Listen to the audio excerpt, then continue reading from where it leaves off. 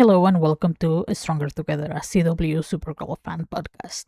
I'm Nick, and this episode is going to be a little bit different. I wasn't able to finish editing the episode for this week, even though we have recorded the next two. But if we kept with that schedule, we wouldn't talk about the Supergirl movie until at least a month. And given the circumstances, we think that it's important that we do talk about it, even though it's not going to be as in depth as the episodes that we do review in this podcast. We decided that we could push a bit the other episodes and focus on the movie for a moment. The thing is that we couldn't figure out a way to record the same way we normally do because life keeps happening. So we came with an idea of Snowy recording her thoughts on her own, and then I will do exactly the same. This episode won't have heavy spoilers for the movie, but there might be some minor ones. I know it's not what we're used to, but we might give it a try this way, just so you get an episode this week rather than wait for the next. Take it away.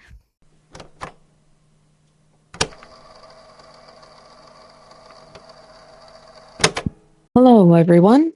My name's Snowy. Today, we're going to have a special episode discussing the new Supergirl film. So, this film, my memory serving me, pretty much got announced very shortly after the Superman movie came out. And I guess from my POV, I want to sit here and I guess talk about expectations. I tend to be someone when it comes to engaging with or interacting with art. I tend to be someone who tries to go in with as clean a slate as possible. Of course, it's hard to do that all of the time or with everything, but I don't know. I've found when I try to do this and strive to do this, I tend to have a little bit better time being able to see the art for what it is and reflect on it later. I often will deep dive a little bit more once I've interacted with art to see different perspectives and things like that. But I just wanted to throw this out there before I start talking about this film. So for myself, I was aware when it was originally announced that they said they were going to base it on the Woman of Tomorrow comic, which valid. It's a great comic run for Kara and it's a good story, so I can understand why they would want to pull from that. But I guess I'm enough of a cinephile, enough of a superhero fan who's had to watch a lot of superhero things get adapted into film or TV. I guess for myself, somewhere in the back of my mind, I was never expecting it to really be like the comic. I don't know, my gut was telling me that wasn't what was going to end up on the screen for whatever reason, just because adaptations tend to, they're different mediums, it's hard to adapt things. But the other thing for me was the cameo that Supergirl has at the end of the Superman movie from last year. I just don't think the person they presented to us in that film quite lined up with what was in the Woman of Tomorrow comic. So I think for me, because of those various factors, I just didn't go into the movie expecting that. And I think in some ways, maybe that was a good thing in retrospect. All of that said, I saw a trailer for the movie, and pretty much as I could, I avoided anything else related to this movie up until I was able to see it. I will say that I was unable to see this movie like right when it came out. I did become aware of the vitriol online talking about this film in a very negative light and talking about how it had bombed and it was terrible. It was a horrible movie, one of the worst things ever made, et cetera, et cetera. So sadly, that is stuff I was aware of when I went to see it, but I still was like, those people aren't me. I haven't seen the film. I want to form my own opinion. I have to say, even without seeing the film, I really don't think the film deserved the level of negativity that was being lobbed at it. Like, I have to say, there's a lot of superhero movies out there And I have to say, for the most part, a lot of them are very good. I'm not saying all of them are great masterpieces or benchmarks of cinema, I guess, but in reality, very few films are that. Very few films are that. And also, art, film, all of it, it's all subjective. Like what you react to and how you react to it can be extremely personal because you can look at a piece of art in 20 million ways because every single person who interacts with it can interact with it differently. All of that said, I just was like, I doubt this movie is that bad. So I tried to go into the movie, tried to clear my mind and just enjoy seeing a Supergirl movie, which has not happened since a full one has not happened, I should say, since Helen Slater's in 1984. We did have Sasha Calais in the ill-fated Flash film, but we hadn't gotten one that it was just literally Supergirl. And I have to say, came out of that movie, I do think it's a really solid superhero film. I think it's absolutely worth seeing. It's a good fun ride. It has a lot of heart. Um, I don't know. I don't have anything sort of horrendously terrible to say about it. I think all the actors did a good job. Um, I just think the pacing was good. The story was solid.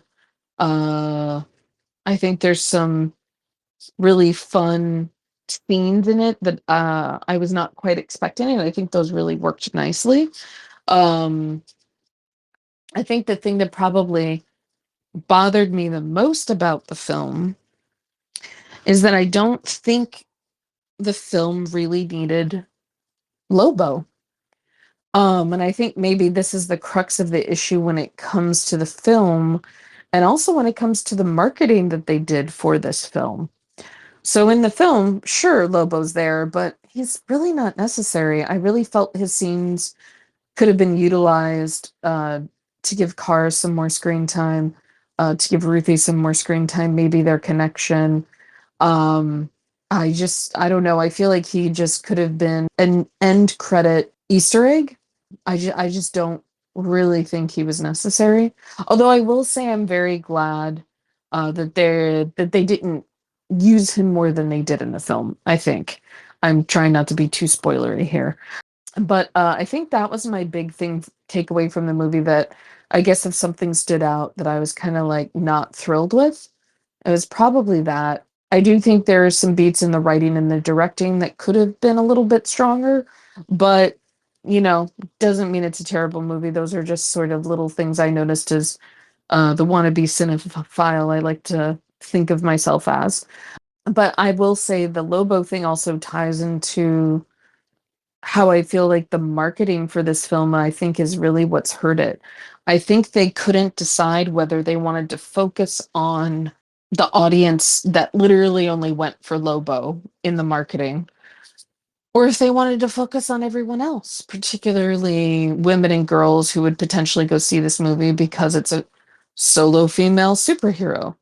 And I think this is actually the crux of what has made this film not be sort of the hit they were hoping for. I personally think they should have focused on the fun and the positivity of a solo female superhero being on screen again, because let's be honest with ourselves, the audience that was going to this movie for Lobo was always going to go see this movie. They were always going to go see this movie at least once just for the Lobo scenes, and that's it. And I think the marketing really should have focused on everyone else. Maybe people who they don't go to every single superhero movie because they're tired of seeing the same thing. Maybe focus on the people who would get excited over seeing a woman be the center of a story in a film again.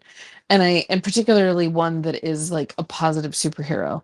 So I think this is really the thing that probably hurt the movie more than anything else.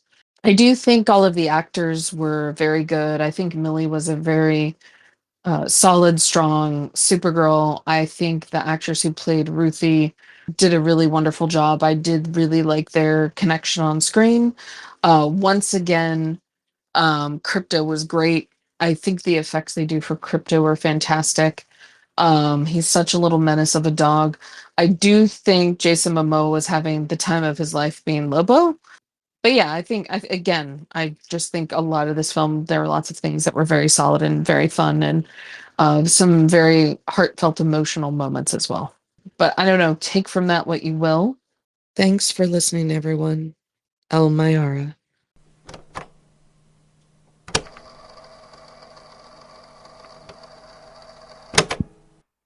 Just like Snowy, I don't think this movie is by any means bad.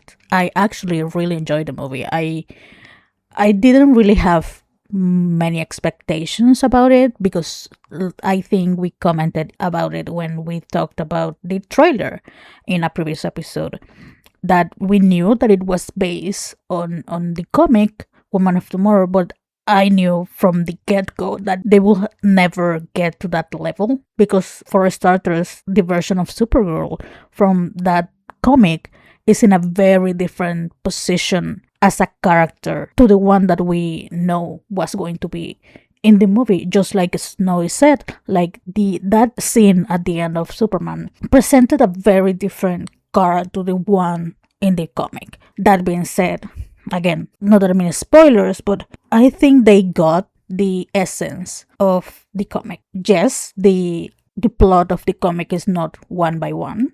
I never expected it. If you have read the comic, you can see the essence and the narrative that the comic is presented is there. It's not one by one. I wasn't expecting it. But you can see the entire thing. It was definitely condensed for the movie, but I think they managed to create a story that was very compelling. The thing is that I think audiences, they kind of just want the spectacle at this point. This movie, I will say, this movie, I do have my criticisms about it, but I don't think it deserves the vitriol that we have seen. It is interesting how even the mildly positive social media reaction gets the amount of negativity and the audacity of attacking someone for their mildly positive opinions about the movie is just suspicious to me. Like Snowy said, I also blame part of the marketing. I hated the marketing for this movie, but I also took a very similar path of not watching many promo shots. I think the last thing I saw was actually the trailer that we talked about in the previous episode. I liked the version of the script that we got on the screen. I was nervous about it because I know that this was the first big script that Anna Nogueira has written, right? But I actually enjoyed what we saw. Again, it's not the perfect movie, but I really, really enjoyed what it was trying to say and what it was trying to do. I really enjoyed everyone's acting. I think Milly was amazing. Eve Ridley did amazing as Ruthie. I don't know if I enjoyed tremendously the cinematography, but that could be because I am comparing it to the colorfulness of the comic book. But I did like, for example, like the fight scenes. I enjoyed them. I really like how intentional Kara was when she was locked in.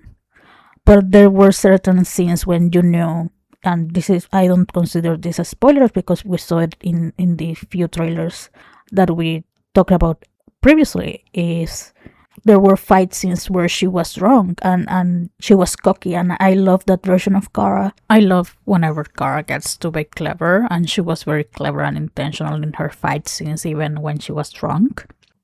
Regarding Lobo, he was fine in the movie. I didn't mind him as much in the movie. I think he was there just to forward the plot. I don't think he intruded as much in the arc of Kara or Ruthie. I just hated the way that they marketed him because it created this sense of expectation that it was never going to be met, because I believe most, if not all, of his scenes were used as promo and they were used in the trailer, and I don't think it guaranteed the amount of marketing that they gave him instead of, for example, Ruthie.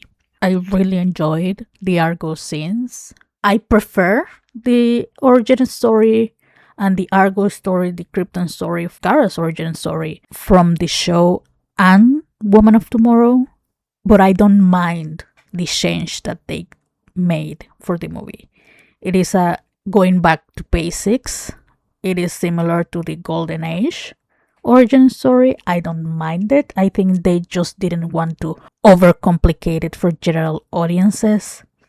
That being said, again, I prefer the version of the show and the version of Woman of Tomorrow, and I don't mind it as much. I loved Crypto. I really, really like seeing Crypto growing up, quote unquote. There's a lot of criticism about the music and the needle drop.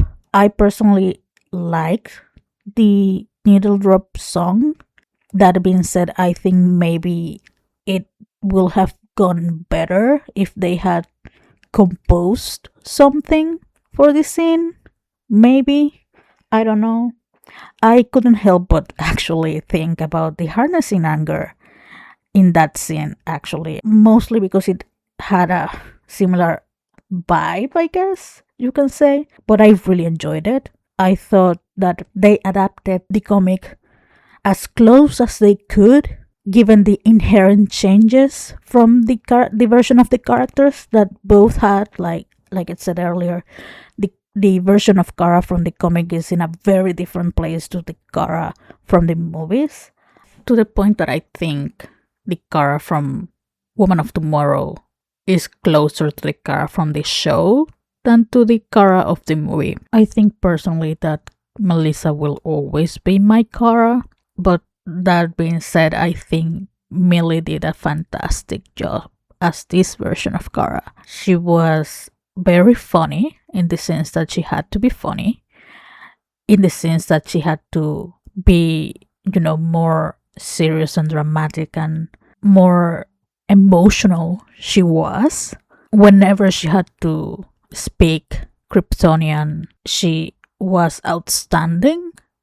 Like, she's really good with languages. I really believe the relationship between Kara and Ruthie, and I love the growth that they both have in this movie. I also really enjoyed the scenes between Superman and Kara. I think the relationship between Clark and Kara were really interesting to explore how dependent on crypto Kara was and how Clark expected that. And also now you have like the added bonus of understanding why Clark was so insistent on getting crypto back in the Superman movie. I really enjoyed the rapport that David and Milly had. There is a relationship that is very interesting to explore for the future, I think, because I'm kind of used to the relationship that we had on the show. So this one is going to be interesting to explore in the future.